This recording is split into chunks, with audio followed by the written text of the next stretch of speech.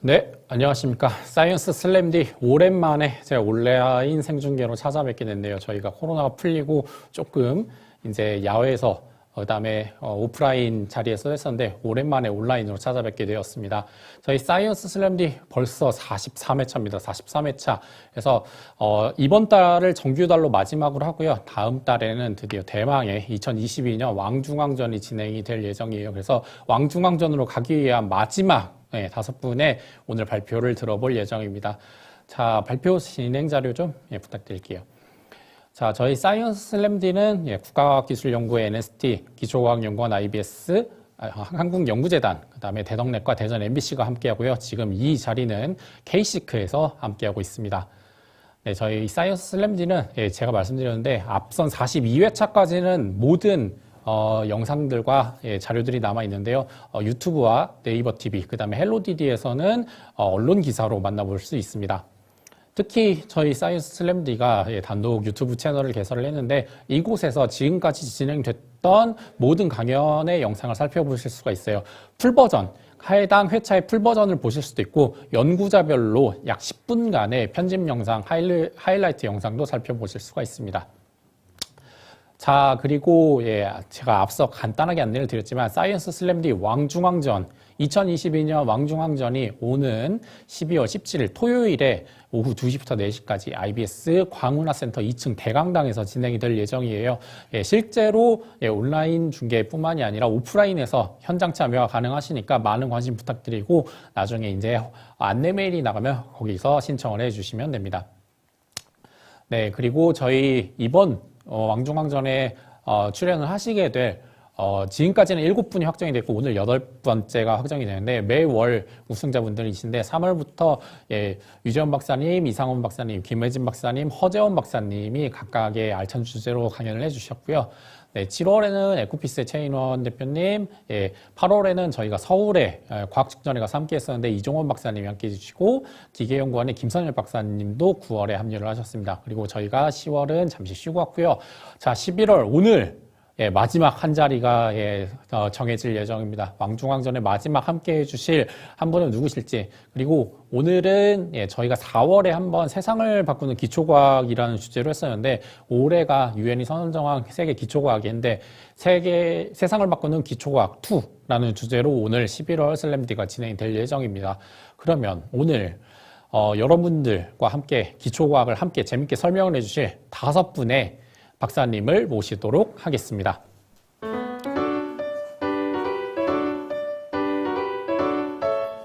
네, 오늘 저희와 함께 해주실 5분의 박사님은 기초과학연구원의 광민식 박사님, 그 다음에 UST에서 현재 표준과학연구원에서 박사과정을 수료하고 계신 변지철 연구원님, 마찬가지로 제 순서상 설명드리면 한국생명공학연구원의 윤성준 박사님, 한국표준과학연구원의 허명성 박사님, 마지막으로 한국화학연구원의 이진희 박사님이 오늘 5강의를 함께 해주실 예정입니다. 제가 이 많은 각오와 자세를 안 들어볼 수가 없습니다. 뭐 온라인 강연이 익숙하신 분들도 있을 테고 처음 해보시는 분들도 있을 테고 또는 강연은 많이 해봤지만 온라인은 처음이야 라고 하시는 분들도 있을 텐데 오늘 과연 어떤 주제로 어떤 자세로 준비를 해오셨는지 저희 곽 박사님부터 한번 제가 여쭤보도록 하겠습니다. 네. 오늘 제가 발표할 주제를 최대한 쉽고 좀 친근하게 익숙하게 느끼실 수 있게끔 최대한 열심히 준비해 봤습니다. 네, 감사합니다. 저는 요 네 분의 그 박사분들과 이렇게 함께 있다는 것만으로도 너무 영광이고 오늘 즐겁게 재밌게 하다가 가겠습니다. 감사합니다. 네, 안녕하세요. 승풍 윤성진인데요. 오늘 이렇게 좋은 분들과 함께 강연할 수 있어서 정말 뜻깊고요. 그 다음에 또 제일 중요한 건 여러분과 함께 기초과학에 대해서 이야기할 수 있는 자리가 있어서 정말 감회가 새롭습니다. 재미있는 강연 한번 해보도록 하겠습니다. 네, 다들 훌륭하신 분들 오셔가지고 사실 누가 슬림하게 돼도 상관없을 것 같아서 저는 편안한 마음으로 발표하도록 하겠습니다. 네, 잘 들어주시기 바랍니다. 감사합니다. 네, 안녕하세요. 한국화학연구원 이진입니다. 10분 짧은 강연이라고 들어서 편하게 왔는데 또 왕중왕을 뽑는다고 하니까 긴장이 되네요. 10분 동안 재밌게 즐기다 가겠습니다. 감사합니다. 네, 저희 오늘 5분이 10분씩 각각의 주제로 발표를 해 주실 예정이고, 사실 이런 순서가 있는 강연을 하게 되면 중요한 게 순서인데, 저희가 순서를 미리 제가 뽑아두었고요. 여기서 지금 화면상에서 3번째와 4번째 순서만 바뀌는데, 첫 번째는 저희 IBS의 광민식 박사님, 2번째는 저희 변지철 연구원님, 3번째는 표준과학연구원의 허명상 박사님, 4번째는 생명과학연구원 윤성진 박사님, 그 다음에 마지막은 화학연구원의 이진희 박사님이 함께 해주실 예정입니다. 그럼 5분의 박사님은 잠시 후에 개인 발표 시간에 뵙도록 하겠습니다. 네.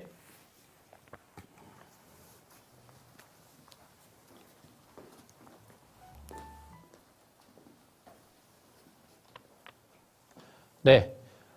저희 오늘 첫 번째 주제는, 혹시 이걸 아시는 분이 있을지 모르겠는데, 저기 둔곡과 신동지구에 가면은 그 거대한 라온이라고 하는 중이온 가속기가 설치가 되고 있어요.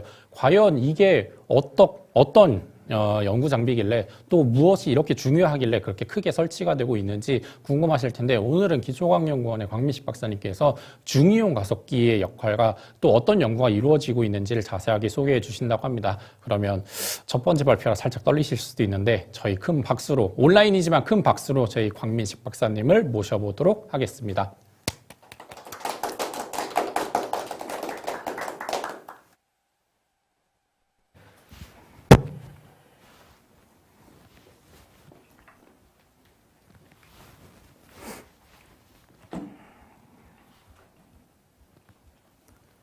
네, 안녕하세요. 저는 기초과학연구원 중이온 가속기 연구소에서 박사후 연구원으로 재직하고 있는 광민식이라고 합니다. 네, 제가 오늘 말씀드릴 발표 주제는 원소의 기원 탐구와 중이온 가속기라는 제목으로 준비했는데요. 우선 이게 물리학, 특히 이제 핵물리학에 관련된 내용이라, 네, 물리하면 다들 이제 막 너무 어렵다고 이렇게 생각하실 수 있는데, 제가 최대한 쉽고 친근하게 다가갈 수 있도록 한번 설명을 드려보겠습니다. 자, 먼저 원소가 무엇이냐라고 우리가 물어본다면은, 원소는 이 자연을 구성하는 기본 단위라고 우리가 얘기를 할 수 있고요. 뭐 우리 주변에 있는 그 모든 것, 세상 만물, 우리들 인간, 그리고 산과 들, 강, 그리고 우리 모두 좋아하는 뭐 금, 뭐 이런 귀금속들까지 전부 다 원소로 이루어져 있다고 얘기를 할 수가 있고요. 그리고 그 각각의 그 원소 하나하나는 양성자, 그리고 중성자, 그리고 전자로 이루어져 있습니다. 그런데 이런 이 원소가 어디서 왔는지에 대해서 우리가 궁금해 할 수가 있는데요. 그러니까 원소의 기원을 우리가 다른 말로 이렇게 얘기하면은, 우리는 어디에서 왔고, 우리는 무엇이며, 우리는 어디로 가고 있는가. 이 말은 과학자들한테서 나온 말도 아니고요. 심지어 이거는 화가 폴 고갱의 그 작품의 제목입니다. 이 질문 자체가 우리가 어디에서 왔고, 우리는 무엇이며, 우리는 어디로 가고 있는가, 이런 질문 자체는 이 과학계, 그 다음에 뭐 예술계, 그 다음에 종교계를 다 떠나서 우리 인간이 가지고 있는 가장 근본적인 질문이라고 할 수가 있겠습니다. 자, 그렇다면 지금 현재 우리가 살고 있는 이 세상에서 우리가 현재까지 알고 있는 모든 원소들을 이렇게 나열해 보면 익숙하신 이 주기율표가 되겠는데요. 이 주기율표에 나와 있는 이 수많은 원소들이 각각 무엇이고 어디서 발견했고 이렇게 해서 우리한테 너무 자연스럽게 익숙하게 주변에 있는 걸로 우리가 다가오고 있죠. 근데 지금 다시 얘기하면 지금은 우리가 당연히들 이렇게 알고 있는 원소들이 어디서 생겼는지는 우리가 모르고 있는 상황이고, 대신에 우리가 그 우주가 처음에 생겼을 때, 이제 우리가 빅뱅이라고 하죠. 빅뱅 이후에 우주가 처음 생겨났을 때 직후 초기 우주에서, 그러면은 초기 우주는 어떤 원소들을 가지고 있느냐라고 얘기를 하면은 이렇게 3개밖에 없습니다. 수소, 헬륨, 리튬으로밖에 이루어지지 않았는데요. 그럼 나머지 이 수많은 원소들은 도대체 어디서 왔느냐? 그것을 연구하는 것이 우리가 근본적인 질문이라고 볼 수가 있겠고요. 그렇다면 처음에 이렇게 세 개밖에 없는데 나머지 원소들이 어디서 왔느냐? 우리가 순차적으로 생각을 해보면 우리가 우주를 바라보면 처음에 떠올릴 수 있는 게 우리가 밤하늘을 떠올려 보잖아요. 밤하늘을 바라보고 있으면은 그 수많은 빈 공간, 아무것도 없는 공간에서 중간중간에 있는 게 별이죠. 그래서 별에서 우리가 무엇이든 간에 이 처음에 초기 우주에 생성된 수소와 헬륨, 리튬으로 이루어진 별들, 그 별들에서 점차 발전해 나가면서 다른 원소들이 생겼을 수밖에 없겠다라고 생각을 하고 시나리오를 진행을 해 나가는데요. 그러면서 생성되는 여러 가지 별이 생성되고 그 다음에 점점 커지고 더 뜨거워지고 그런 식으로 이제 진화해 나가는 과정, 그리고 별이 죽어가는 과정, 여러 가지 과정들 중에서 우리가 새로운 원소들이 이런 원소와 저런 원소, 처음에는 수소와 수소가 만나서 어떻게 여러 가지 핵 반응들을 일으키고 난 다음에 헬륨이 되고, 헬륨과 수소가 만나든지 헬륨과 헬륨이 만나든지 여러 가지 다양한 조합으로 여러 가지 핵 반응이 일어나서 새로운 원소들이 생성이 되었을 수밖에 없겠다라고 우리가 생각을 하고 있고요. 이런 원소들이 지금 먼저 우리가 이제 이런 그 원소들이 생성되는 과정을 이해하기 전에 먼저 짚고 넘어가야 될 개념이 바로 이 동위원소라는 개념인데요. 아까 전에 처음에 보여드렸던 원소 주기율표에 지금 수소만 가지고 와서 예시를 들어서 보여드리면은 수소의 종류는 우리가 익숙한 수소, 양성자 하나로 이루어진 수소가 있고, 그 다음에 양성자 하나와 중성자 하나로 이루어진 중수소가 있고, 양성자 하나, 중수소 두 개로 이루어진 삼중수소가 있습니다. 수소와 중수소는 안정적인 상태로 계속 유지가 되는 원소가 되겠고요. 그 다음에 삼중수소는 이제 불안정한 상태입니다. 이거는 이제 우리가 삼중수소를 예를 들면 10개를 가지고 있다. 그러면은 12년 정도 지나게 되면은 그 숫자가 5개로 바뀌게 되거든요. 나머지 5개는 다른 원소로 붕괴돼서 변하게 됩니다. 이런 원소를 우리가 희귀 동위원소라 부르고, 이제 이런 희귀 동위원소 아니면 안정 동위원소 이런 것들을 통틀어서 우리가 수소에 대한 동위원소라고 얘기를 하게 됩니다. 그래서 이 동위원소들은 이제 수소뿐만 아니라 뭐 헬륨, 리튬, 뭐 여러 가지 원소들이 다 가지고 있겠죠. 그래서 이거를 아까 전에 처음에 보여드렸던 주기율표로 표현을 하기에는 무리가 있습니다. 너무 종류가 많기 때문인데요. 그렇게 돼서 우리가 이제 핵물리학에서 이 모든 동위원소를 한 번에 표시해서 보기 위한 도표를 우리가 핵도표라고 그럽니다. 네, 핵도표 지금 보시는 그림에서 보시면은 왼쪽 맨 밑에 이제 수소가 자리 잡게 되는데요. 이제 가로축으로 이제 우리가 중성자수를 늘어놓고, 그 다음에 세로축으로 양성자수를 늘어놓게 되는데, 그렇게 되면은 가장 첫 번째로 나오는 거는 이제 수소가 되겠죠. 그 다음에 옆으로 한 칸 가면은 중수소가 되고, 또 오른쪽으로 한 칸 가게 되면은 삼중수소가 되게 됩니다. 그렇게 돼서 지금 그림을 보시면은 안정원소라고 해가지고 이제 빗금친 부분이 있는데, 이게 지금 현재 우리가 자연에서 그냥 발견할 수 있는 그런 안정적인 상태의 동위원소들을 표현한 게 저만큼이 되겠고요. 그 다음에 지금까지 다양한 연구를 통해서 발견해낸 동위원소들이 저렇게 하얀색으로 표시한 영역에 있게 되겠습니다. 지금 안정적인 동위원소는 우리가 대략 한 300개 정도라고 우리가 얘기를 하고 있고요. 그 다음에 지금 발견된 동위원소까지 하면은 수천 개 이런 수준으로 얘기를 하고 있습니다. 그런데 지금 보시면은 저 파란색 부분으로 표시된 수많은 미발견 동위원소가 있죠. 이거를 우리가 이 수많은 다 바꿔 얘기하면은 이 희귀 동위원소가 이렇게 수많은 종류가 있을 거라고 우리가 예측을 하고 있고, 지금 발견되지도 않은 상태입니다. 그래서 이 희귀 동위원소를 우리가 어떻게든 만들어내면, 이 만들어낸 걸 가지고 우리가 뭐 크기를 잰다든지 무게를 잰다든지 여러 가지 방법으로 물리적 특성을 측정을 하고, 이런 정보들을 바탕으로 우리가 처음에 우주 수소 헬륨부터 어떻게 모든 원소가 우주에서 별의 폭발이나 이런 과정을 통해 생성될 수 있는지를 탐구하는 하는 게 우리가 하는 연구라고 말씀드릴 수 있습니다. 그런데 이 별에서 일어나는 이 핵 반응을 우리가 지구에서 재현하기가 불가능하기 때문에 우리가 그 핵 반응을 일으키기에 충분한 에너지를 가질 수 있는 입자들을 충분한 에너지를 가질 수 있도록 우리가 가속시키는 이런 가속기 시설을 지어서 우리가 보고 있는데요. 앞서 전에 이제 사회자분께서 설명해 주셨지만 이제 우리 지금 보고 계신 그림이 우리 중이온 가속기 라온이라고 부르는 시설인데요. 그리고 이 중이온 가속기라고 하는 것은 이제 먼저 설명을 드리면은 중이온은 이제 수소 헬륨보다 무거운 원소를 통틀어서 그냥 중이온 무겁다 해서 중자를 붙이는 거고요. 그 다음에 이온은 이제 원소에서 전자를 제거를 하게 되면은 우리가 이온화 됐다고 얘기를 하죠. 그 다음에 그 이온화된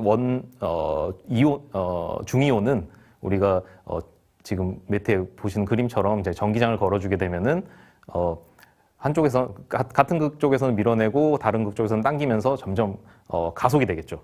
그런 것을 우리가 중이온 빔이라고 부르게 됩니다.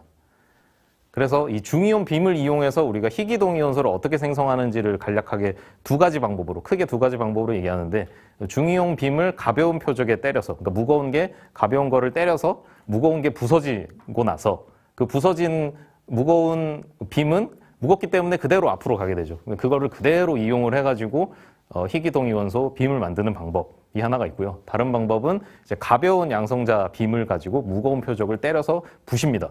부셔서 나오는 파편을 추출해서 우리가 재가속을 시켜서 희귀동위원소를 얻어내는 두 가지 방법이 있는데요. 각각의 방법이 장단점이 있습니다. 이제 첫 번째 방법은 이제 짧은 수명의 빔, 이게 이제 무거운 게 가면서 부서지고 그대로 가기 때문에 짧은 수명의 동위원소라도 우리가 바로 이용을 할 수 있다는 장점이 있는데, 대신에 이제 생성량은 적다는 단점이 있고요. 반대로 이제 가벼운 걸 무거운 거에 때려서 부셨을 때 추출을 해내야 되는 과정이 있기 때문에 이게 짧은 수명을 가진 희귀동위원소는 이용이 불가능하고, 대신에 생성량은 우리가 어느 정도 조절해갖고 많이 얻어낼 수가 있는 장단점이 있습니다. 그래서 이거를 간략하게 이제 동영상으로 보여드리면 희귀동위원소 생성에 필요한 양성자 빔을 사이클로트론과 원자에게 때려서 가벼운 원소를 나오는 가속하여 무거운 이런 식으로 원소 추출해서 표적에 분리해내는 충돌시키고 방식을 우리가 아이솔 많은 방법이라고 부르고요. 희귀동위원소를- 그 다음에 무거운 무거운 원소 이온을 가속하여 가벼운 우선 원소 가속해서 표적에 충돌시켜 가벼운데 때려서 다양한 종류의 그대로 희귀 부서져서 동위원소를 나오는 생성하는 무거운 것을 보내는 IF 거를 시스템으로 이제 구성됩니다. IF 시스템이라고 부릅니다. 그런데 이제 중이온 가속기 라온은 이제 보통 일반적인 이제 세계 많은 시설들은 두 가지 방법 중에 하나를 채택하거나 두 가지 방법을 뭐 병행하거나 이런 식으로 가지고 있는데, 이 중이온 가속기 라온은 이제 처음에 무거운 표적을 부셔서 나오는 희귀 동위 원소를, 우리가 많이 만들 수 있는 희귀 동위 원소를 그대로 가벼운 표적으로 가속시켜서 다시 때려서 그거를 이미 희귀한 동위 원소를 가벼운 표적에 때려서 그걸 더 부셔서 더 희귀한 동위 원소를 만드는 방법으로 우리가 더 희귀한 동위원소 생성이 가능한 이거는 세계 최초의 방법입니다. 그래서 우리가 이런 시설을 만들어서 지금 연구를 진행을 하고 있고요. 이제 그림으로만 설명드렸지만 실제로 들어가서 보시게 되시면은 이렇게 복잡한 기계 장치들이 질비해 있습니다. 이런 거대한 대형 연구 시설을 만들기 위해서 우리 중앙연구원 중이온 가속기 연구소 연구원분들께서 지금 이 시간에도 계속 열심히 연구를 진행해 주고 계십니다. 네, 이상 제 발표를 마치겠습니다. 감사합니다.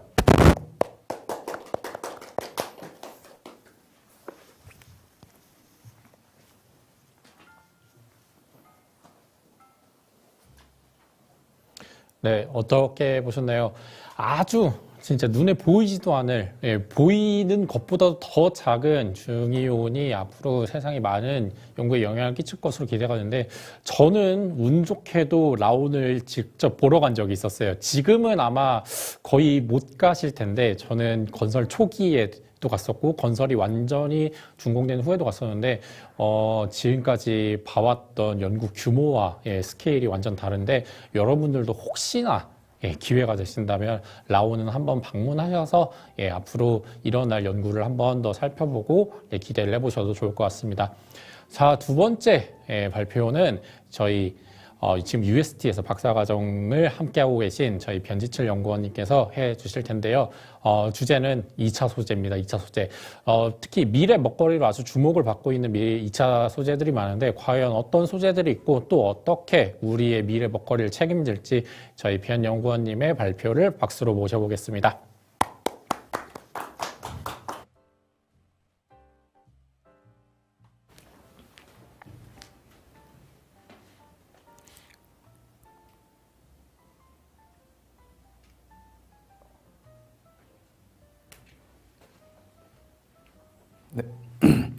안녕하세요. 저는 UST 크리스 스쿨에서 박사과정을 하고 있는 변지철입니다. 제가 발표할 주제는 차세대 먹거리인 2차원 소재에 대한 활용에 대한 첫걸음입니다. 발표 순서는 일단 2차원 소재에 대한 간략한 역사를 말씀드리고 그 다음 저희가 이제 이것에 대한 활용에 대한 첫걸음에 어떻게 기여를 하고 있음을 하고 있고 그에 대한 결과를 발표한 뒤 발표를 마치겠습니다. 먼저 발표 들어가기 앞서 제가 마블을 굉장히 좋아하는데요. 네, 다음과 같이 왼쪽을 보시면은 그 블랙팬서가 있고 오른쪽을 보시면 각각 스파이더맨이랑 아이언맨이 있습니다. 이것에 대한 공통점 어떤 건지 알고 계신가요? 바로 비브라늄, 강철, 단단한 재료죠. 적들에게 총알이나 악당한테 주먹을 맞을 때 이걸 이제 견디는 그런 재료인데 이러한 재료 이외에도 과연 이 악당으로부터 단단하게 스스로를 방어할 수 있는 재료가 있다고 하면은 혹시 믿을 수 있으신가요? 바로 그 재료는 그래핀이라는 재료인데요.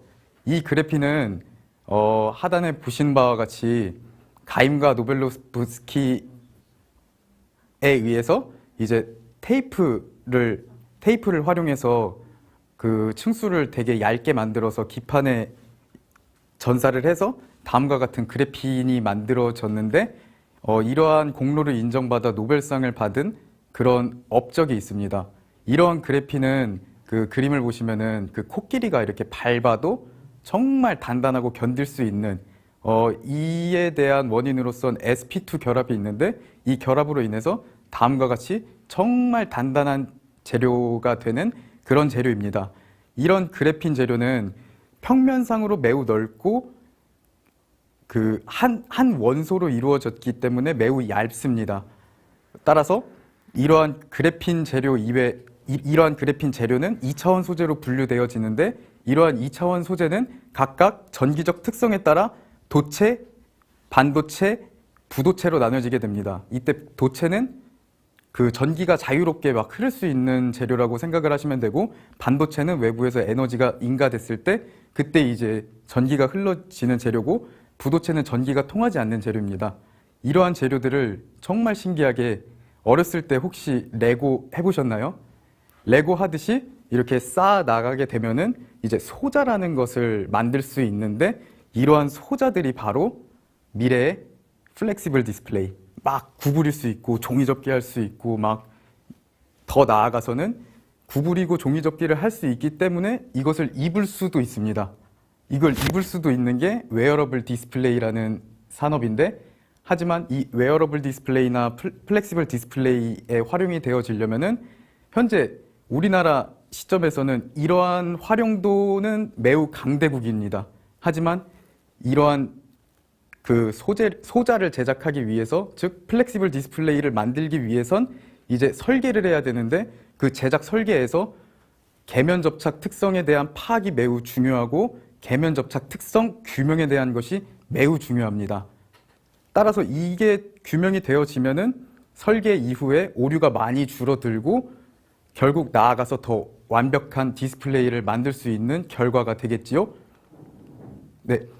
따라서 이제 선행 연구들을 살펴보면은 계면 접착 특성 연구에서는 현재 AFM으로 다음과 같이 이렇게 띄어진 실험이 많이 즐비해 있습니다. 또한 AFM을 활용해서 눌러서 이렇게 미끄럼 특성을 측정하는 그런 연구도 즐비해 있고요. 하지만 저희 팀에서는 다음과 같이 직접적으로 이렇게 당겨줌으로써 저런 설계 방법을 활용해서 이제 시험편을 제작을 하였고 2차원 소재가 미끄러지는 실험으로 계면 접착 특성 파악 기술을 구축을 하였습니다. 이것은 옛날부터 사람들이 많이 설계를 했고 많이 상상 속에서 이제 설계를 진행을 했었는데 다음과 같이 이행이 안 된 이유는 시험편 제작이 매우 어렵기 때문입니다. 저희 팀에서는 이러한 시험편 제작을 성공을 하였고 다음과 같이 실험을 진행을 해서 다음과 같은 이렇게 미끄러지는 특성을 규명을 할 수 있었습니다. 그 동영상에 보시면은 상단에 있는 게 이제 하단에 있는 그래핀이고 상단에 있는 게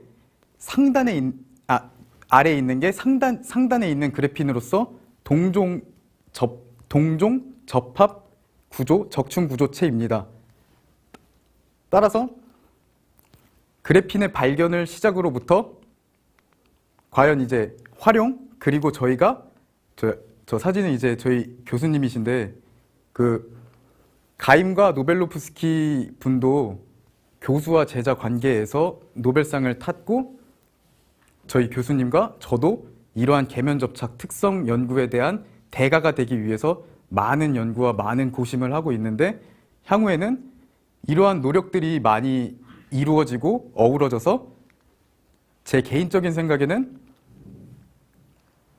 영화 마이너리티 리포트처럼 이제 막 이렇게 막 할 수 있는 이러한 날을 꿈꾸면서 다음과 같이 즐겁게 연구를 진행을 하고 있습니다. 마지막으로 저는 이 자리를 빌어서 그 새 팀에 좀 감사하다고 얘기를 드리고 싶은데 먼저 저희 연구팀인 멀티스케일 역학물성 팀에서 열정을 느낌에 감사드리고 그리고 저희 한국표준과학연구원 축구단인 도령동 3조고에서 낭만을 느끼게 해준 거에 대해서 감사드리며 마지막으로 아프리카 댄스팀 따그 행복을 느끼게 해줍니다. 항상. 그리고 원래 전에는 그 제가 전달받은 거로는 원래 학교에 가서 그 학생분들과 소통을 하면서 진행을 하기로 이제 들었었는데 아쉽게 수능으로 인해서 그게 이제 온라인으로 전환이 됐다는 걸 들었어요. 따라서 학생분들께서 혹시나 이제 궁금한 점이 있으면은 그 다음과 같은 제 인스타그램을 통해서 DM을 주시면은 제가 성심성의껏 답변도 진행하겠습니다. 네, 이상입니다. 감사합니다.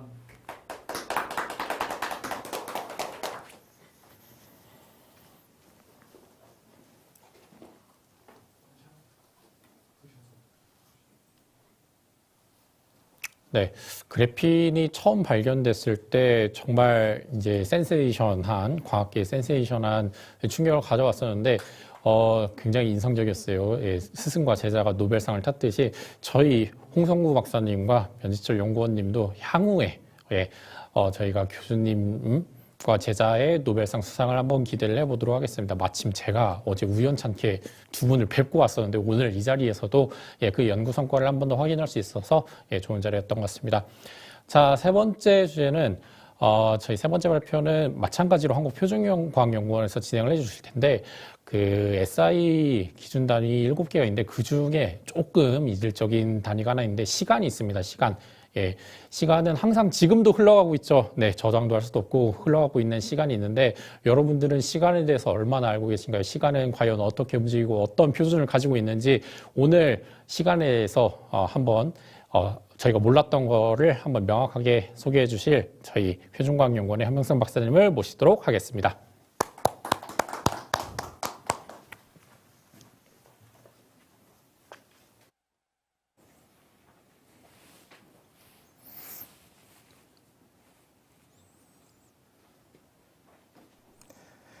네, 안녕하십니까. 한국표준과학연구원 허명선입니다. 네, 오늘 여러분이 너무나 잘 아시고 친숙한 시간에 대한 얘기를 약간 다른 관점에서 한번 보는 시간이 되었으면 좋겠습니다. 정리를 하자면, 방금 보셨던 거는 크게 두 가지로 정리를 할 수 있어요. 하나는 당시의 표준시는 해시계였는데, 그 해시계가 밤에는 알 수가 없었어요. 그래서 이제 장영실이 물시계를 만들었는데, 그 물시계의 정확도는 어떻게 판별을 했느냐? 해시계를 가지고 판별을 한 거죠. 그래서 어쨌든 당시에 표준시가 있었고 장영실이 새로운 시간을 만들어서 그동안 알 수 없던 밤의 시간을 이제 알 수 있게 된 건데, 여러분은 지금 시각을 이제 어떻게 보통 아시나요? 너무나 쉬운 방법은 이제 스마트폰을 켜면은 누구나 알 수 있죠. 그리고 두 번째는 오늘 이제 수학능력 시험이 있었는데, 이제 시험에 들어가면 스마트폰은 전부 압수당하죠. 그러면 뭘 사나요? 저 손목시계를 사잖아요. 그래서 저 손목시계를 가지고 이제 시험 시간 지금 몇 분 남았나, 몇십 분 남았나 이제 보는 거죠. 그래서 지금 저기 위에 보면 제가 재밌어서 가져왔는데, 저소음 시험용 학생 아날로그 수험생 선물 수능 시계. 웬만한 검색에 다 걸릴 수 있는 제목으로 이 제품을 팔더라고요. 그래서 이제 재밌어서 들고 왔습니다. 그래서 우리가 이제 시간을 잘 알다, 지금 시각을 매우 잘 알고 있다라고 생각할 수 있는데, 사실 지금이 몇 시인가라고 물어봤을 때 정확하게는 다음 달까지 알 수가 없습니다. 마치 방금 해시계가 밤에는 작동을 하지 않기 때문에 몰랐던 것처럼 사실 다음 달까지는 지금이 정확하게 몇 시인지 아무도 알 수 없습니다. 왜 그러냐면 지금 모든 사람들이 함께 쓰고 있는 시각을 우리가 세계 협정시라고 얘기를 하고요. 이 세계 협정시가 한 달에 한 번씩 결정이 됩니다. 그럼 그 한 달 동안 한마디로 조선시대에 있었던 그 밤 동안에는 뭘 해야 되느냐? 각 나라가 알아서 시간을 잘 유지를 해야 됩니다. 한 다음에 한 달 월말이 되면 그 결과를 프랑스에 있는 그 국제도량형 사무국이라는 곳에 이제 제출을 합니다. 그러면 거기에서 그 결과들을 전부 종합을 해요. 종합을 해서 세계 협정시를 만듭니다. 그 만드는 과정 중에서 제일 먼저는 그 여기 EAL이라고 적혀 있는 이 시계들의 평균값, 자유시간 눈금을 만들게 되는데, 이 문제가 이게 이제 굉장히 평균을 많이 했기 때문에 굉장히 안정적이긴 하지만 여기서 만든 1초가 진짜 1초인지는 확실히 알 수 없어요. 그래서 뭐가 동원이 되냐면 각 나라에서 운영하는 주파수 표준기, 다시 얘기하면 원자 시계들이 동원이 되고요. 그게 현재 초의 정의에 따르는 정확한 주파수를 만들어내기 때문에 그 정보를 가지고 이제 보정을 합니다. 그러면 여기 이제 빨간 줄처럼 실제 1초에 이제 도달을 하게 되는 거고요.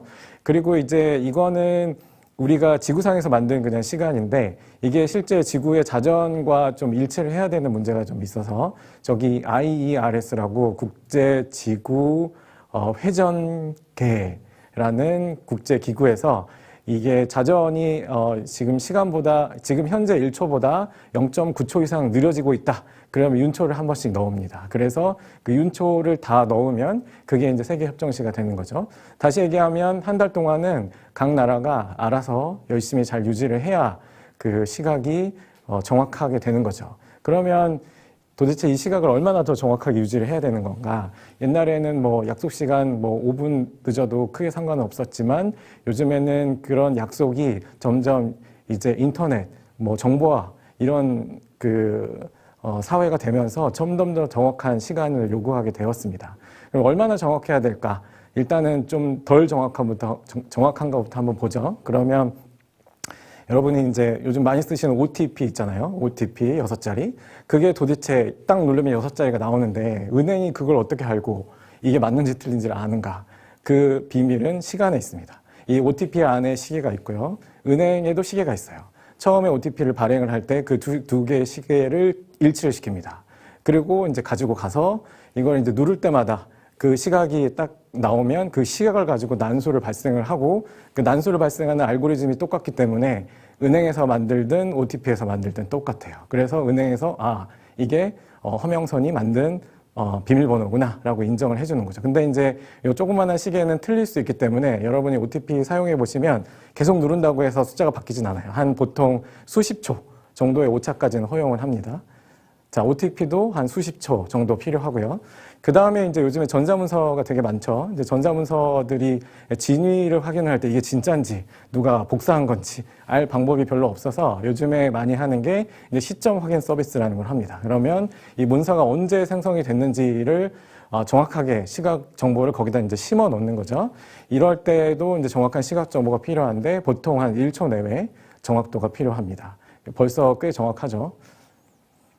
그리고 이제 요즘에 이제 주식 거래들 많이 하시는데 주식이나 금융 거래 같은 경우는 훨씬 빠릅니다. 그래서 여기 이제 기사가 지금 영어로 되어 있긴 하지만 간단하게 소개를 드리자면 2013년에 보통 이제 미국의 시장이 10시에 개장을 하는데 그때보다 한 15 밀리세컨드, 이게 밀리세컨드는 1000분의 1초예요. 15ms 정도 앞에 정보가 새 나갔어요. 그러니까 시각이 잘못돼서 정보가 새 나갔는데 그 새 나간 정보를 가지고 금융거래가 이루어지면서 한 2,800만 달러, 우리나라 돈으로 한 370억 원 정도의 돈이 그러니까 잘못 거래가 된 거죠. 15ms 안에. 이 15ms이 얼마나 짧은 시간이냐면 여러분이 눈 깜짝하는데 보통 한 100ms 정도 걸리거든요. 그것보다 10분의 1 작은 진짜 눈 깜짝할 사이보다 더 정확한 시각 정보가 지금 필요한 사회가 되었습니다. 그러면 이 정도에 만족하느냐? 그렇지 않습니다. 이미 이보다 훨씬 정확한 시각 정보를 여러분이 쓰고 계시고 그 대표적인 예가 여러분이 어디 여행 갈 때 쓰시는 내비게이션이에요. 이 내비게이션이 어떻게 작동을 하냐면 그 우주에 떠 있는 저기 있는 수많은 위성들, 그 위성들에서 그 전자기 신호를 받습니다. 그러면 그 신호가 위성에서 우리 자동차까지 도달하는데 걸린 시간을 측정을 해가지고 그 시간을 가지고 거리를 측정을 하는데 예를 들어 밀리초 차이만 나도 벌써 300km. 그러니까 내가 서울을 가려고 그러는데 이제 대구를 가는 거죠. 그런 일이 벌어지기 때문에 이 정확도를 유지하기 위해서는 거의 시각으로는 1나노초, 한 10억분의 1초 수준을 맞춰줘야 됩니다. 그럼 이거는 그냥 시계를 못 맞춰요. 그래서 우리가 보통 갖고 있는 시계는 이 두 가지 구조로 되어 있습니다. 첫 번째, 저기 이제 가운데 보시는 것처럼 똑딱똑딱똑딱 아주 일정하게 진동하는 진동자가 있고요. 그 다음에 이제 그거는 자기 마음대로 진동을 하기 때문에 거기에서 우리가 원하는 1초로 뽑아내는 저 톱니바퀴 또는 전자 회로들이 필요합니다. 근데 저기 이제 저 똑딱똑딱거리는 저 시계가, 저 진동자가 항상 일정하지 않기 때문에 문제가 생기는 거고요. 그러면 저게 일정한지 안 한지를 아까 조선시대 했던 것처럼 해 뜨는 걸 보고 할 거냐. 그거는 이제 너무 정확도가 떨어지죠. 그래서 이제 그 1967년에 그 세슘이라는 원자 내부에 있는 전자의 진동수를 기반으로 1초가 정의가 됐고요.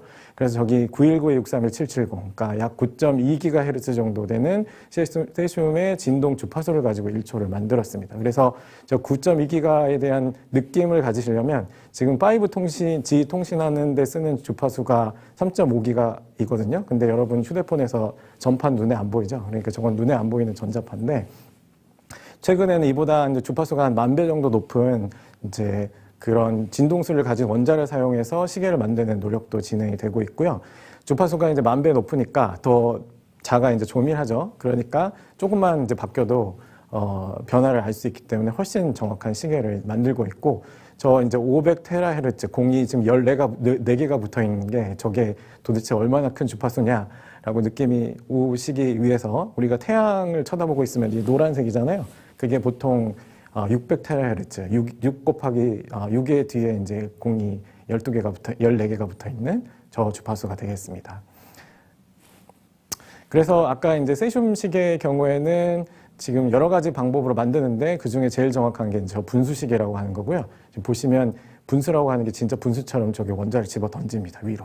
휙 던졌다가 아래로 떨어뜨리고 저거를 측정을 해서 지금 시계를 만드는데 저게 한 1억 년에 1초 정도 오차를 가지고 있고요. 그리고 말씀드린 광주파수, 이거보다 이제 주파수가 훨씬 높은, 그러니까 1초를 더 잘게 쪼갠 거죠. 그래서 만든 시계는 뭐 200억 년에 1초 오차를 가지고 있습니다. 그래서 점점 더 시계는 발전되고 있고요. 이런 이제 정확한 시계를 어디다 쓰느냐 여러 군데에 쓸 수 있습니다. 대표적으로는 여러분이 그 인터스텔라 영화를 혹시 보셨으면 거기 이제 어디 행성을 갔다 오니까 누구는 나이 들어 있고 누구는 젊고 뭐 이런 그 일반 상대성 이론에서 얘기하는 시간의 느려짐 현상을 이 광시계를 가지고는 아주 쉽게 관찰을 할 수 있습니다. 예를 들면 한 10cm만 올려도 벌써 다 보여요, 그게. 그 정도로 정확한 시계이기 때문에 여기 이제 예를 들었지만 뭐 흔히 많이들 보고 싶어 하시는 뭐 암흑물질이라든지 뭐 중력파 또는 지금 현재 쓰고 계시는 GPS 수신기의 성능도 훨씬 좋아지게 만들 수 있고요. 그래서 여러 가지 방향으로 이 시간은 쓰이고 있고 또 앞으로도 기초과학의 발전에도 유용하게 사용될 수 있을 거라고 생각합니다. 네, 이상 발표를 마치겠습니다. 감사합니다.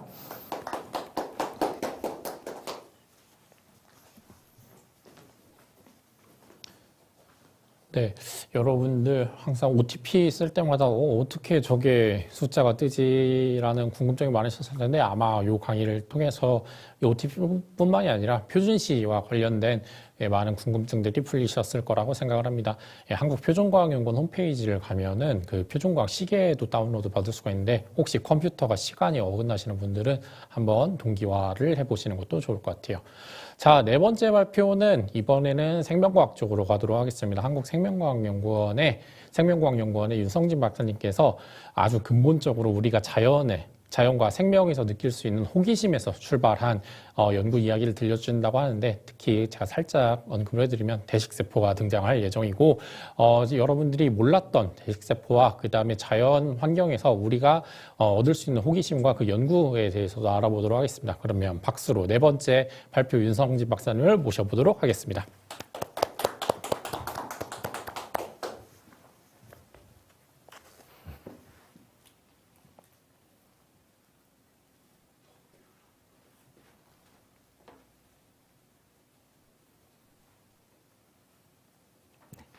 안녕하세요. 오늘 저는 여러분과 함께 자연을 해석하고 삶의 호기심을 읽어주는 기초과학이라는 이야기로 한번 말씀을 나눠볼까 합니다.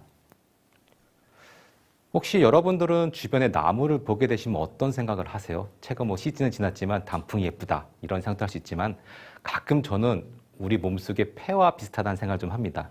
나무와 폐 너무나 좀 다르긴 하지만 우리 몸속에서 산소와 이산화탄소를 교환해서 우리 생명을 유지하는 그런 공통점을 가지고 있기 때문에 나무와 폐도 상당히 비슷한 어떤 이미지를 상상해 볼 수가 있는데요. 이렇게 기초과학은 주변에 있는 어떤 현상들을 새로운 시선, 그 다음에 새로운 생각으로 관찰을 하고 그리고 확인하여서 그 현상이 어떤 것인지를 해석하는 일들을 하고 있습니다.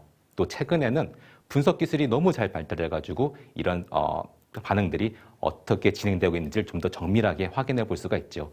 그래서 오른쪽 아래 그림을 보시게 되면은 이런 세포 내의 어떤 구성 성분들이 어떻게 되어 있는지 또 오른쪽에 있는 이미지 그림은 저희 연구원에서 이제 발표한 내용인데 이런 식물의 뿌리가 자랐을 때 이동하거나 어떤 방향을 찾아갔을 때 어떤 형식으로 어떤 원리로 이렇게 이루어지는지를 해석한 결과가 되겠습니다. 그럼 또 다시 한번 저희가 이제 나무와 폐의 또 공통점을 한번 말씀을 드려보고 싶은데요. 지금 그림을 보시게 되면 이 그림은 우리의 몸속에서 폐가 발달되는 과정을 보여주는 그림입니다. 이 그림을 한번 제가 돌려보겠습니다. 자, 오른쪽부터 한번 지켜보실까요? 나무에서 새싹이 발화되고 그 나무들이 자라면서 가지가 생기고 맨 왼쪽으로 갔을 때는 잎이 자라는 마치 나무가 자라는 어떤 현상과 좀 비슷해 보이지 않으세요? 이렇게 우리 주변에 있는 자연 현상들은 아주 조그만 공통점을 가지고 여러 가지 현상들을 좀 이렇게 공유하고 있는데요. 하지만 나무와 폐는 다르죠. 폐의 경우는 우리가 호흡을 하고 그 다음에 우리가 생명을 유지하는 데 필수적인 조직이긴 합니다. 이 폐를 조금 더 자세히 한번 관찰을 좀 해보게 되면은 아래쪽 그림에 있는 것처럼 작은 풍선들이 모여 있는 그런 폐포라는 것들이 있습니다. 이 폐포의 어떤 그 풍선 안에는 면역세포와 상피세포, 그다음 혈관세포들이 하나의 팀을 이루어가지고 산소를 교환하거나 산소와 이산화탄소를 교환하거나 우리가 외부로부터 오는 박테리아, 세균, 그리고 미세먼지로부터 우리 몸을 보호해주는 역할을 하고 있죠. 이렇게 자연현상들을 관찰하게 보면은 새로운 것들을 좀 확인할 수가 있는데 오늘은 제가 조금 더 어떻게 기초과학과 삶에 대해서 조금 얘기를 한번 드려보고 싶습니다. 개인적으로 생각하는 삶이란 어떤 그 단어는 우리가 살아가고 그다음에 죽고 회복되는 과정이 계속 반복되는 어떤 일련의 현상이 아닐까 싶습니다. 그렇다면 이런 삶을 저희가 어떻게 기초과학으로 설명을 해볼 수가 있을까요? 저는 오늘 여러분께 대식세포라는 면역세포를 가지고 한번 설명을 해볼까 합니다. 이 대식세포는 100여 년 전 러시아 과학자인 메치니코프가 처음 그 기능을 발견하고 노벨상을 받은 후에 많은 과학자들이 연구한 면역세포입니다. 가장 큰 특징은 뭐냐면은 우리 몸속으로 오는 세균을 잡아먹고 제거하는 역할을 좀 하고 있다고 알려져 있는데요. 맨 오른쪽 위에 그림 보시게 되면은 이런 대식세포는 외부에서 세균들이 왔을 때 이 세균이 어떤 세균인지를 인식을 먼저 하고 잡아먹은 다음에 그걸 소화시킵니다. 이렇게 소화시키는 과정을 통해서 다양한 면역 반응들을 유도하게 되는데 만약에 우리 몸속에 있는 대식세포가 어떤 특정 유전자가 잘못되게 되면은 위의 그림은 정상적인 대익세포인데 이렇게 정상적인 대익세포는 박테리아 세균을 잘 제거하지만은 유전자에 문제가 생긴 대식세포는 세균을 제거하지 못하고 세균이 그대로 자라나는 그런 현상을 보이고 있습니다. 하지만 대식세포의 유전자의 잘못뿐만 아니라 세균도 치열하게 자기가 생존하기 위해서 그런 전략을 가지고 있는데요. 우리가 어느 곳에 살다가 이사를 가듯이 이 세균들도 어느 한 세포에 만약 감염됐을 때 자기가 살아나기 위해서 그 원래 감염된 세포로부터 벗어나서 다른 세포로 이동하는 그런 전략들을 가지면서 생존하기 위해 치열한 싸움을 하고 있습니다. 다음 그림은 저희가 이제 전자현미경으로 본 결과인데요. 이 세포 속에서 생존하고 있는 그런 세균들을 찍은 사진입니다. 언뜻 보기에는 평화롭게 존재하는 것 같지만은 저희가 이제 연구한 결과를 좀 요약해서 그림을 말씀드리자면은 왼쪽에 있는 그림이 세균들이 우리 몸속에 들어왔을 때 자신이 생존하기 위해서 정말 많은 방법, 많은 전략을 가지고 치열한 싸움을 하고 있다는 그런 그림이 되겠고요. 오른쪽 같은 경우는 대식세포도 그런 세균들을 제거하기 위해서 여러 가지 공격적인 전략들을 가지면서 이렇게 세균과 박테리아가 서로 살아남기 위해서 치열한 경쟁을 하고 있다는 것을 말씀드릴 수가 있습니다. 마치 우리가 삶을 살아갈 때 다른 누군가 경쟁을 하거나 또 잘 하기 위해서 치열한 경쟁을 하듯이 우리 몸속에서도 이 세포들이 치열한 경쟁을 하고 있다고 말씀을 드릴 수가 있겠습니다. 다음은 세포가 죽어가는 과정인데요. 왼쪽에 있는 영상 같은 경우는 이제 제가 직접 실험해서 찍은 결과가 되겠습니다. 왼쪽에 영상 중에 맨 위에 있는 그 세포를 보시게 되면은 세포가 점점 형태가 바뀌면서 그렇게 동그란 형태의 모양들이 생기면 세포가 죽어가는 모습을 볼 수가 있는데요. 가운데 이제 파란색 세포가 바로 이제 대식세포인데 이런 대식세포는 이렇게 죽어간 어떤 세포를 잡아먹어서 제거하는 역할을 좀 하고 있습니다. 그래서 우리 몸속에서 죽어가는 세포들이 있었을 경우에도 이 대식세포가 다가가서 그 세포를 잡아먹고 제거하는 역할을 하는데요. 오른쪽에 있는 그림이 바로 그렇게 죽어간 세포를 잡아먹은 대식세포의 사진입니다. 우리가 사람이 죽었을 때도 되게 다양한 형태로 죽듯이 세포도 생각보다 다양한 유형의 죽음을 가지고 있습니다. 한 가지의 죽음의 형태를 가지고 있는 게 아니고 4가지 이상의 죽음을 가지고 있는데 이런 죽음의 형태가 왜 중요하냐면은 대식세포가 이런 죽어간 세포를 잡아먹었을 때 어떤 형태의 죽음을 가지고 있는 세포에 따라서 우리가 염증 반응을 유도할 수도 있고 아니면은 우리가 염증 반응을 억제해서 주변 세포를 조금 더 회복시키는 그런 역할을 좀 하고 있습니다. 그렇기 때문에 죽음하면 저희가 단순하게 좀 무섭고 겁나는 그런 용어일 수도 있겠지만은 우리 몸속에서 일어나는 어떤 세포의 죽음은 우리의 어떤 생명 유지와 건강에 밀접한 관련이 있고 우리가 발달하거나 특히 적혈구 같은 어떤 그런 필수적인 세포가 만들어질 때도 이런 세포의 죽음이 있어야지만 대식세포가 잡아먹고 그 현상들이 계속 이어질 수 있는 일련의 과정들을 겪고 있다고 말씀드릴 수 있겠습니다. 어떻게 보면 죽는다는 것이 그렇게 뭐 단순하게 무서운 의미만 가지고 있는 건 아니겠죠. 그렇다면 이렇게 죽어간 세포들에 있어가지고 이제 다음 단계 회복이랑 좀 어떻게 연관돼 있을까 조금 말씀을 드리자면은 최근에 이제 네이처라는 다들 아시는 좋은 논문에서 발표된 내용인데 세포가 죽어갈 때 잘 있어라는 굿바이 시그널을 보낸다고 합니다.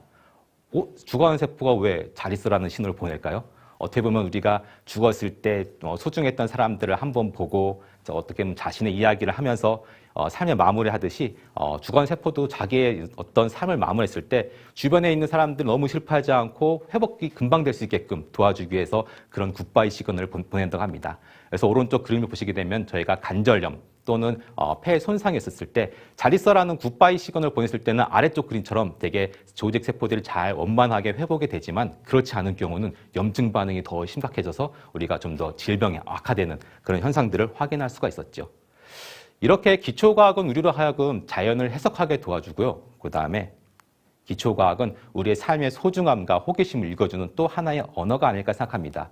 그렇기 때문에 기초과학은 저희처럼 전문적인 어떤 지식을 가지고 있는 과학자가 혼자만 하는 연구가 아니고 주변에 되게 다양한 시선과 생각으로 바라보는 여러분 또한 기초과학의 하나의 기초과학 연구자로서 충분하게 활동을 하실 수 있다는 생각이 들고요. 앞으로도 이런 기초과학에 대해서 많은 관심과 따뜻한 응원을 부탁드리겠습니다. 지금까지 경청해 주셔서 감사드립니다.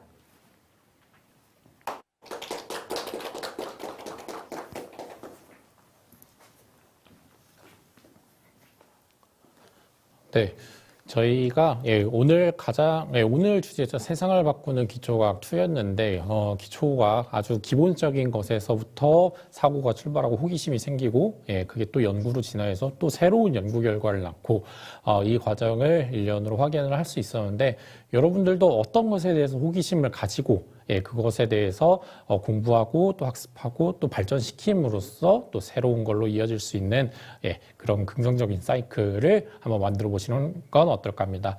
자, 오늘 마지막 정규 회차의 마지막의 마지막입니다. 저희 이진희 박사님께서 진행을 해주실 텐데 요즘 뭐 전 세계가 이 기체로 가장 핫하죠. 이산화탄소를 빼놓을 수가 없고 기후 변화도 항상 큰 문제로 대두되고 있는데 오늘은 한국화학연구원의 이진희 박사님께서 마지막으로 화학의 기초 과학으로서의 화학과 또 저희가 이산화탄소는 또 어떻게 또 해결하기 위해 연구가 진행되고 있는지 한번 들어보도록 하겠습니다. 그럼 마지막 큰 박수로 이진희 박사님을 모셔보도록 하겠습니다.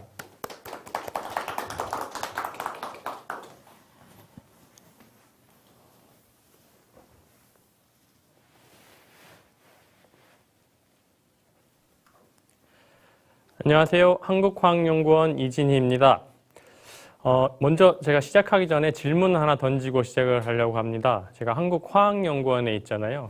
여러분은 화학하면 어떤 이미지가 떠오르시나요? 화학약품, 화학하면 합성 조미료, 합성 세제, 뭐 이런 어떻게 보면 안 좋은 이미지, 그죠? 뭔가 나를 해칠 것 같고, 몸에 안 좋을 것 같고, 천연이 아닌 그런 이미지들이 많이 있습니다. 그런데 이게 저희 한국화학연구원의 임무와 비전입니다. 여기 이제 가운데 한국화학연구원의 캐치프레이즈를 보시면 우리를 위한 화학, 지구를 위한 화학, Chemistry for us, Chemistry for us, Earth. 발음이 되는데 이렇게 돼 있습니다. 아니 화학이 우리를 위하고 지구를 위한다고? 우리를 해칠 것 같은데. 그래서 오늘 발표하는 동안 여러분의 그런 고정관념을 깨부시고 화학이 어떻게 우리 삶에 들어와 있고 어떻게 우리와 지구를 지켜주는지 한번 얘기를 해보려고 합니다.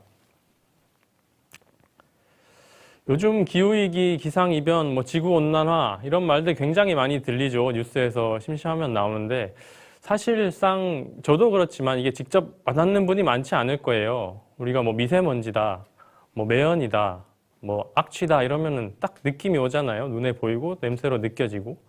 그런데 이 기후위기, 지구온난화, 지구가 멸망한다고 하는데 이게 어떻게 진짠지 뭐 과학자들은 그렇다고 하는데 진짠지 잘 모르겠단 말이죠.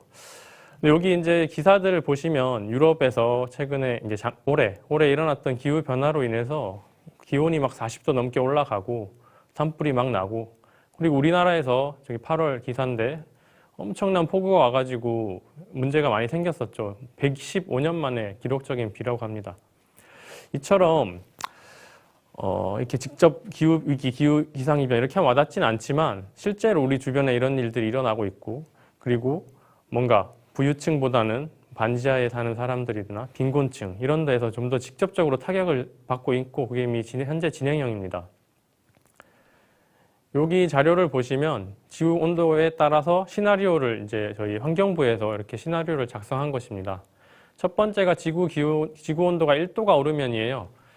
저희가 우리 지구가 산업화 이후로 온도가 계속 상승하고 있고 현재 산업화 이후로 1도가 상승을 했어요. 그래서 저 초록색 첫 번째 거는 현재 진행형이라고 보시면 됩니다. 그래서 저런 이제 사람들이 죽고 이제 난민이 생기고 그런 문제들이 생기고 있고요. 그리고 2030년까지 지구 온도 상승을 1.5도 이하로 막아야 된다라고 하거든요. 2도가 될 때 어떤 일이 벌어지느냐 이제 저런 문제들이 생기는데 이게 2도 이상 올라가게 되면 이제 저희 그 온도가 올라간 효과들로 인해서 다시 또 온도가 올라가는 그런 양의 대먹임이라고 하는데 그런 피드백으로 인해서 걷잡을 수 없는 상황에 이르게 되기 때문에 1.5도 이하로 막아야 된다고 얘기를 하고 있습니다. 그래서 이제 지구가 6도가 되면 이제 메탄 하이드라이트가 발생해요. 모든 생명체의 대멸종이 시작된다라고 하는데 이런 게 실제로 일어나고 있는 데가 있습니다. 그 우주에 있는 금성에서 실제로 이런 일이 일어나고 있습니다. 금성은 이제 태양으로부터의 거리나 이런 걸 봤을 때 온도가 그렇게 높을 거라 생각하지 않았는데 그래서 처음에 탐사를 갔을 때 많이 당황을 했었죠. 현재 이제 450도, 500도에 이르는 온도가 표현 온도가 그 정도에 이르고 있는데 그게 바로 96%를 차지하는 바로 이 가스 때문입니다. 무엇일까요? 네, 이산화탄소입니다. 그래서 이산화탄소가 온실 효과를 유발하게 되고 지구 온도가 6도가 오르면 지구가 금성처럼 될 수 있다는 말이죠. 불지옥이 펼쳐지는 겁니다. 그럼 우리가 이걸 막아야 되는데 지구에서 이산화탄소를 굉장히 잘 활용하고 있는, 잘 없애는 그런 것들이 있죠. 뭘까요? 바로 네, 나무입니다. 이렇게 나무는 이산화탄소를 흡수해서 광합성이라는 걸 하죠. 광합성은 이산화탄소를 나무가 흡수를 해서 유용한 물질, 설탕으로 만들고 있어요. 뭐 설탕을 만들기도 하고 처음으로는 글루코즈를 만들지만 그 설탕으로 만들기도 하고 뭐 다양한 것들을 만들고 있습니다. 이렇게 나무는 이산화탄소를 흡수해가지고 설탕을 만드는, 우리가 필요한 걸 만드는 그런 역할을 하고 있고 지구온난화, 기상이변 이런 걸 막는 중요한 역할을 하고 있습니다. 근데 나무도 하는데 왜 우리는 못하겠냐. 우리도 뭔가 해야겠죠. 우리 인간이 살아남으려면, 지구에서 살아남으려면. 그래서 우리 한국화학연구원을 비롯한 많은 과학자들이 노력을 하고 있고요. 저희는 그런 이산화탄소를 우리가 필요한 물질로 만드는 그런 것 할 수 있는 이 공장을 이렇게 지어서 연구를 진행을 하고 있습니다. 왼쪽이 나무고 오른쪽이 우리 화학 공장입니다. 나무는 이산화탄소를 받아서 저기 왼쪽에 네모 박스에 있는 복잡한 사이클, 뭐 켈빈 사이클을 포함한 다양한 복잡한 사이클을 거쳐서 뭔가를 만들어내죠. 아까 먼저 글루코즈를 만들고 그거로부터 나무 줄기, 나뭇잎, 그리고 우리가 먹는 저런 열매까지 맺게 하는 그런 역할을 하고 있습니다. 그런 비슷한 것을 우리가 화학 기술을 사용해서 하겠다는 거예요. 옆에 있는 공장에서 이산화탄소를 받아서 여기 네모 안에 있는 촉매들을 거쳐서 화학 제품을 만들고 있습니다.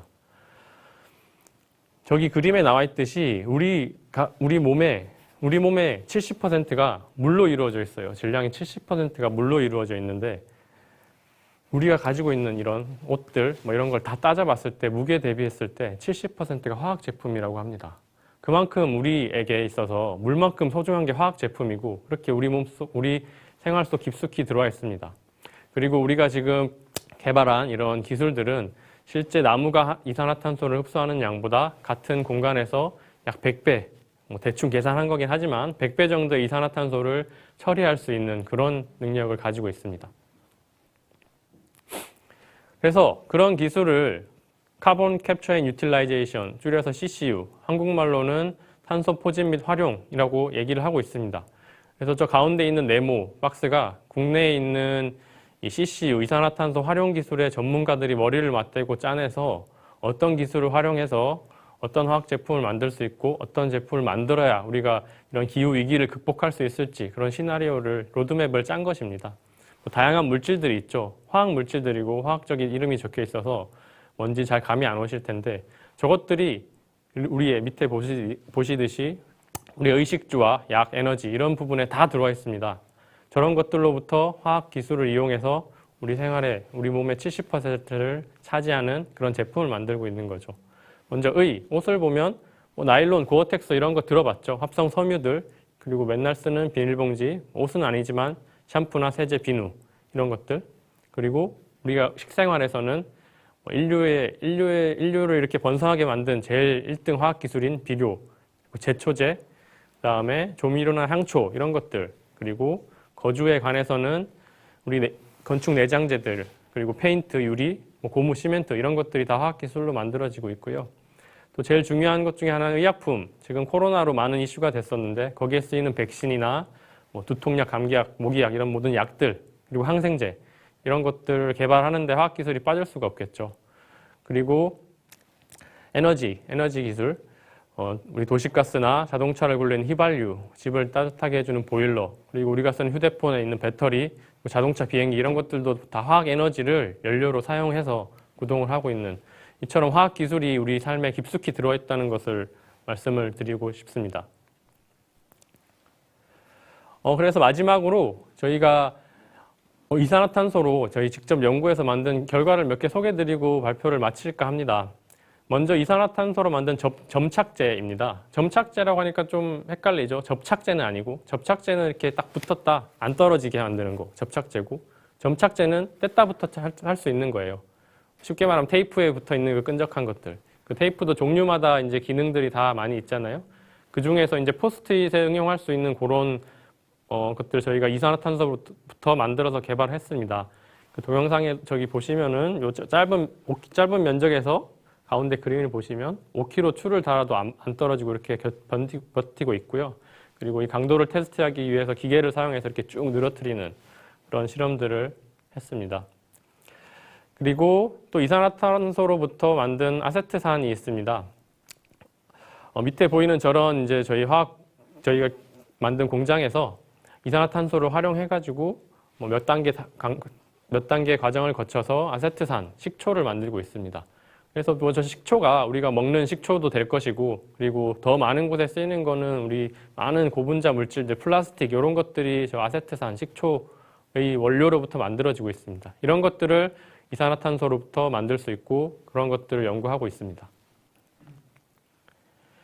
네, 여기서 이제 발표를 마칠 텐데요. 그래서 이제 여기까지 제가 설명을 들었고, 이런 이산화탄소를 활용하는 기술들, 그리고 우리 속에 깊숙이 들어있는 화학 기술들, 이런 것들을 보면 이제 우리를 위한 화학, 지구를 위한 화학이라는 말이 조금은 이해가 되지 않을까 생각을 하고요. 그리고 화학에 대한 편견을 좀 버려주시고, 앞으로 저희 화학과 화학연구원에 대해 무한한 사랑을 보내주셨으면 좋겠습니다. 네, 감사합니다.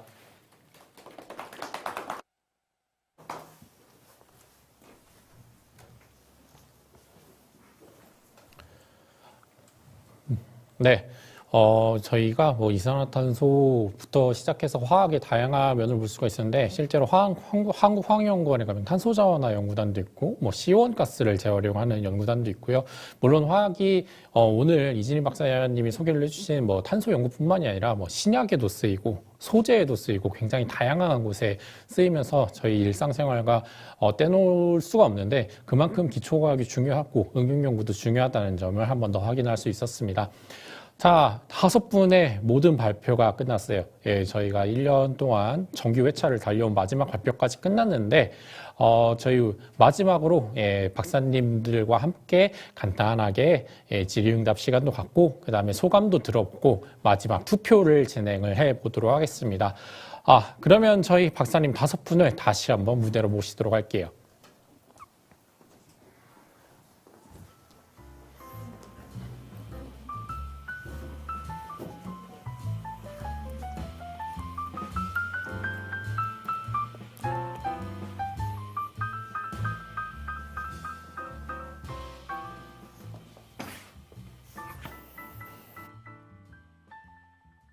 박사님들이 표정이 한껏 상쾌해지신 분들도 계시고 살짝 아쉬운 분들도 계신 것 같은데, 오늘 혹시 어떠셨는지 제가 소감을 안 들어볼 수가 없을 것 같은데, 박 박사님부터 어떠셨어요 오늘?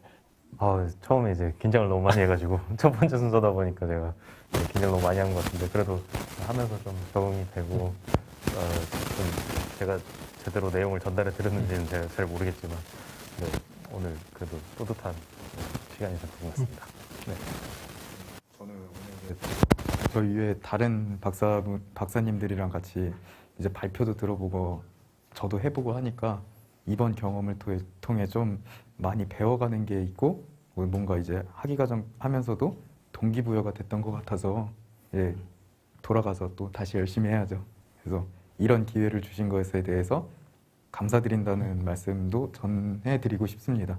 네, 감사합니다. 저는 이번 기회에도 이렇게 많은 분들과 함께 이렇게 이야기를 나눌 수 있어서 좀 되게 뜻깊은 시간이었고요. 또 오늘 되게 다양한 분야에서 전문가분들 오셔가지고 제가 알지 못했던 또 새로운 것들을 알 수 있게 돼서 정말 뜻깊었던 것 같습니다. 다음에 또 한번 기회가 되면 또 와서 인사드리도록 하겠습니다. 네. 네. 다른 박사님들 발표가 너무 재밌었고요. 사실 질문을 하고 싶었는데 질문할 수 있는 기회가 없어서 너무 아쉽습니다. 네, 어쨌든 좋은 시간 주셔서 감사합니다. 네, 앞서 저희 마지막으로 발표를 했는데, 앞서 박사님들 너무 재밌게 발표해 줘서 잘 들었고요. 저도 거기에 뭐 영향을 받아서 10분 동안 재밌게 얘기했던 것 같습니다. 오늘 이런 얘기를 할 수 있어서 너무 좋았고, 뭐 다음에 또 불러주시면 열심히 해보겠습니다. 네, 소감을 들어갔고, 제가 사전에 들어온 질문도 있고 제가 들으면서 느낀 것도 있었는데, 간단하게 질문을 한 개씩만 드리고자 할 텐데, 먼저 오늘 주제가 기초과학이다 보니까 이 질문을 빼놓을 수가 없을 것 같아요. 제가 곽 박사님께 질문 드리는데, 그래도 기초과학의 중요성을 저희가 안 짚고 넘어갈 수가 없을 것 같아요. 근데 사실 기초과학이 조금 학생들이 재미없어 하거나 지루해하거나 또는 정말 현실적으로는 나중에 직장을 생각을 했을 때 다른 쪽이 더 낫지 않느냐라고 생각하는 친구들도 있을 텐데 그럼에도 기초과학이 중요하다고 좀 생각하시는 이유를 한 번 더 말씀해 주시면 어떤 게 있을까요? 사실은 모든 게 다 연결돼 있다고 생각하는데요. 기초과학이 발전해서 다른 기술들이 발전하고 그 기초과학을 연구하기 위해서 그 다른 데서 발전된 기술을 같이 응용해서 이용을 하고 사실 저희도 시설들을 보여드렸지만 수많은 그 공학의 정수와 그 모든 기술들이 집약돼 있는 걸로 우리가 기초과학을 연구를 하는 거거든요. 그래서 모든 게 연결돼 있기 때문에 네, 기초과학은 너무 이제 어렵게 우리 모든 게 다 연결돼 있기 때문에 우리가 뭐 너무 어렵게 다가가기 어려워할 필요는 없다고 생각합니다. 네. 흔히 말해 기초가 튼튼해야 그 이후에 모든 것들이 다 잘 이루어지듯이 과학도 기초과학이 튼튼해야 저희가 이제 거기서 응용 파생되는 그다음에 연계되는 연구들이 원활하게 이루어질 수 있다라고 보면 될 것 같고 요거는 제가 잠시 뛰어넘어서 허명승 박사님 질문을 드리는데 시간 연구는 조금 뭐 다른 뭐 이렇게 화물을 만진다든지 또는 기계를 조립한다든지 이런 연구에 비해서 조금 특성이 있을 것 같은데 혹시 시간 연구를 하시면서 좀 재밌는 부분 또 반대로 이건 너무 좀 골치 아파라고 생각하시는 부분이 조금 경험담 있으신지? 네, 일단은 지금 아까 이제 세계 협정시 말씀도 드렸는데 공교롭게도 시간을 만들기 위해서는 전 세계가 협력을 해야 되는 상황이에요. 한 나라만 할 수 있는 건 아니고. 그래서 이 시간 관련 연구를 하면서 제일 재밌었던 거는 전 세계의 사람들이 각자 대들 열심히 하고 또 서로 도와주려고 하는 그런 분위기가 있어서 너무 좋았었고요.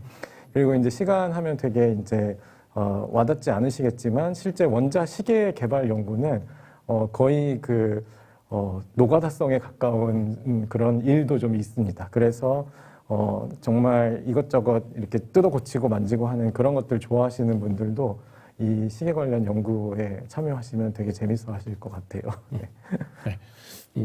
시간이 뭐 저희가 뭐 1초, 아까도 하지만 그 밀리세컨 단위의 아주 짧은 시간만으로도 전 세계 경제든 국방이든 보안이든 모든 게 다 변할 수 있는 시간이기 때문에 굉장히 중요한 연구인데 한국표준과학연구원에 가시면 여러분들 그 대한민국 표준시 마커 그 시계도 돌아가고 있는데 혹시 나중에 견학 기회 되시면 한번 방문해 보시면 좋을 것 같고 제가 윤성진 박사님이 되게 근본적인 주제였던 것 같은데 호기심을 갖고 시작하는 그런 주제로 봤었는데 혹시 박사님께서는 과학에 대해서 호기심을 좀 언제 좀 갖게 되셨고 내가 과학자가 돼야 되겠다라고 조금 계기를 가지시게 된 뭐 시기가 좀 있으실까요? 일단 어릴 적엔 다들 이제 저희가 과학 뭐 소설이든지 뭐 위인전 보면서 이제 관심을 많이 갖잖아요. 근데 막연하게 이제 관심을 갖다가 이제 대학교를 가면서 일단 실제 실험을 하면서 조금 새로운 현상들 보면서부터 그때부터 관심을 많이 갖게 되었고요. 이제 그때부터 이제 저희가 뭐 세포를 관찰을 한다 해도 이제 제가 알지 못했던 것들이 조금씩 보이니까 본격적으로 제가 대학원 가서부터 이제 이쪽 분야를 선택한 것 같습니다. 그러면서도 이제 과정 오면서 또 새로운 현상들이 계속 저희가 볼 수가 있다 보니까 그게 너무 재밌더라고요. 그래서 어떻게 보면 계속 이쪽 길로 가게 된 하나의 원동력이 되지 않았을까 싶습니다. 네. 제가 이 질문을 먼저 드린 이유는 변지철 연구원님이 이제 막 박사 과정을 밟고 계시고 또 이 자리에 나중에 또 박사로서 함께 서 계실 것 같은데 혹시 변지철 연구원님은 나중에 조금 뭐 목표는 아까 노벨상도 잠깐 나왔지만 좀 이런 과학자가 되고 싶다라고 좀 나만의 과학상을 좀 그리신 게 있다면 좀 어떤 게 있으실까요? 저는 사실 이제 그 많은 세미나 듣고 막 하면서 기초과학에 대한 그 중요성을 좀 많이 들었었는데 이게 제가 개인적으로 생각하기에 좀 어렵다라고 생각하는 게 그 일반 시민분들이랑 과학이랑 그 장벽이 조금 높다라고 생각이 들어요. 그래서 저는 이제 그런 부분들에 대해서 과학 커뮤니케이터로서 활동들이 어떤 게 있을까 하면서 지금 이 박사과정 현 시점에서 무언가 경험을 할 수 있는 기회들이 많이 오더라고요. 제가 용기만 조금 내면은. 그래서 나중에는 이제 어떤 연구를 할지는 이제 제가 지금 찾아가면서 선택을 하겠지만 나중에는 결과적으로는 일반 시민들에게 재밌는 과학을 설명할 수 있는 과학 커뮤니케이터이자 연구자로 남기를 지금 희망하고 있습니다. 네. 과학이 너무 어렵기만 하다라고 이미지가 각인되어서 남는 것도 굉장히 위험한 건데 그래서 요즘 최근에 이제 과학 커뮤니케이터 분들의 활약도 굉장히 중요하게 주목받고 있는데 특히 그러면 나중에 또 과학 커뮤니케이터이자 또 연구원으로서 슬램디 나중에 또 한 번 제가 다른 연구로도 한번 모셔보도록 하겠습니다. 그리고 제가 이진희 박사님은 마지막 발표이셨고 또 마지막으로 드리는 이유가 오늘이 수능이에요. 예, 지금 막 이제 나와서 친구들이 끝나는 친구도 있을 테고 조금 더 뒤에 끝나는 친구들도 있을 텐데 그리고 여기 박사님들 그다음에 저뿐만이 아니라 모든 스태프분들이 거쳐온 길이기도 한데 혹시 이렇게 마지막으로 좀 격려의 말 플러스 조금 과학에 좀 관심을 많이 가졌으면 하는 이런 동력 코멘트까지 함께 해주신다면. 네. 굉장히 어려운 부탁을 하시는데요. 네. 우리 고등학생 분들, 그리고 뭐 중학생, 고등학생 분들, 본인들은 그렇게 생각하지 않고 잘 모르시겠지만 사실 여러분들이 대한민국의 미래입니다. 저희는 현재이고요. 대한민국의 미래를 이끌어 가야 될 분들이고 실제로 그렇게 하실 거예요. 그래서 그런 좀 자부심을 가졌으면 좋겠고요. 그리고 이제 수능이 끝났는데 수능 점수나 뭐 대학이나 이런 것들 굉장히 중요하잖아요. 그렇지만 이게 뭐 수능을 잘 봤든 못 봤든 이게 마지막이 아니고 시작이거든요. 이제 20대가 돼서 시작하면 무엇이든지 할 수 있으니까 주변의 부모님이나 선생님들 너무 휘둘리지 말고 본인의 흥미를 찾아서 할 수 있는 걸 집중하면 뭐 누구든 잘하는 게 한 가지는 있지 않을까 생각을 합니다. 그렇게 해서 대한민국을 잘 이끌어줬으면 좋겠습니다. 그리고 오늘 하루는 모든 걸 잊고 신나게 즐기시기 바랍니다. 예. 어려운 질문이었지만 아주 명답이 나왔죠. 저희 슬램디가 수능과 겹쳐서 실제 오프라인은 가지 못했지만 온라인으로도 항상 응원하고 또 이제 과학을 꿈꾸는 친구들에게 영감을 줄 수 있고 지식을 줄 수 있는 행사로서 찾아뵙고 있는데 뭐 많은 친구들 또 이제 앞으로도 수능을 보거나 또 본 이후의 친구들에게도 많은 도움이 되었으면 좋겠습니다. 네, 저희 발표 자료, 진행 자료 한 번만 다시 부탁드릴게요. 네, 저희 이제 투표를 진행을 해야 되는데, 이번 회차의 우승자분을, 지금, 요 링크, 이 QR코드를 찍고 들어오시면 되고요. 또는 저희 스태프분이 링크를 URL을 남겨주셨을 텐데, 링크로 들어가셔서, 오늘 5분 중에 한 분을 투표를 해주시면 됩니다. 제가 항상 말씀드리는 건데, 이 투표는 누가 질적으로 우수하다, 이런 연구에 투표를 하는 게 아니라, 오늘 이분의 정말 10분 강연이 나한테 큰 재미와 흥미와 또 영감을 주었어. 나만의 과학자, 오늘의 나의 과학자는 누구야? 라는 느낌으로 투표를 해주시면 됩니다. 항상 이렇게 되면 투표가 굉장히 박빙이더라고요. 항상 박사님들이 너무 준비를 잘 해주셔서. 그리고, 선택되신 한 분은 제가 뭐 이따 화면에 같이 나오겠지만 제가 안고 있는 이 저희 마스코트 엄마곰을 드리고 엄마곰과 함께 12월 저희 IBS 과학문화센터 2층에서 뵙도록 할 텐데 12월 17일이고요. 오프라인으로 진행을 하고 현장에서 사전 신청을 해주시고 오시면 되니까 오프라인으로 많은 관심을 부탁드립니다. 저희 투표는 혹시 계속 조금 더 진행을 해야 될까요? 조금만 더 기다려 보도록 하겠습니다. 보통 이렇게 조금만 더 기다려 달라고 하면은 한두 표 차이로 굉장히 왔다 갔다 하는 경우에요. 저도 지금 어느 분이 될지는 저도 생각을 못 하겠는데, 투표를 조금만 더 기다려 보도록 하고요. 오늘 나간, 영상들 혹시 뒤늦게 들어오셔서 앞선 강의 놓쳤다라고 하시는 분들은 저희 유튜브 채널에 모두 올라갈 거니까 해당 편집본으로 살펴봐 주시면 될 것 같고, 특히나 지난달과 저번 회차 같은 경우는 저희가 직접 학교에 찾아가서 하기도 했었는데, 그래서 올해는 아마 대전과학부와 용산고등학교를 저희가 방문했었는데, 혹시 자기 학교를 찾아와 주세요라고 희망하시는 곳들이 있으시면 저희 슬램디에 문의 남겨주시면은 저희 슬램디가 학교로 찾아가서 학생들과 직접 소통하면서 슬램디를 진행을 해보도록 하겠습니다. 혹시 아직도 기다려야 할까요? 됐다고 합니다. 과연 어떤 분이 될지 아까 뭐 다시 한번 보자고 하신 분이 왕중왕전에서 다시 보실 수도 있으실 것 같은데 과연 어떤 분이 되셨을지 자체 효과음 내면서 우승자를 조금만 기다려볼까요? 네, 확정된 것 같은데 화면을 저희가 준비를 하고 있어서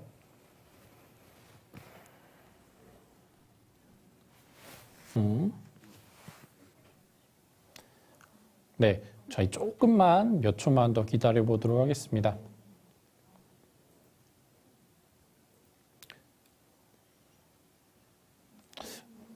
발표 전에 정적이라고 생각하고 제가 아까 QR코드 때문에 화면이 잘 안 나왔겠지만 이 고민형이 엄마 고민이에요. 저희 슬램베어라고 하는데 슬램베어 친구가 우승자분께 나갈 예정이고 엄마곰과 함께 저희 왕중왕전에서 다시 만날 과학자 오늘의 마지막 우승자는 어느 분이신가요?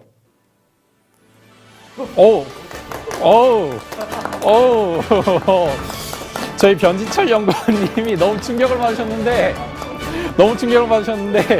이거 일단 엄마곰 들으시고 전혀 제가 일단은 예상을 전혀 못하신 걸로 누가 봐도 알겠지만 그래도 우승 소감을 안 들어볼 수가 없어요. 저희 박사님, 연구원님 한번 그럼 마지막 우승 소감 한번. 야! 네. 사회자인 제가 43회차 동안 진행하면서 이런 생생한 우승 소감 처음 들어보는데, 네, 저희 변진철 연구원님은 저와 함께 12월에 IBS에서 뵙도록 하겠습니다.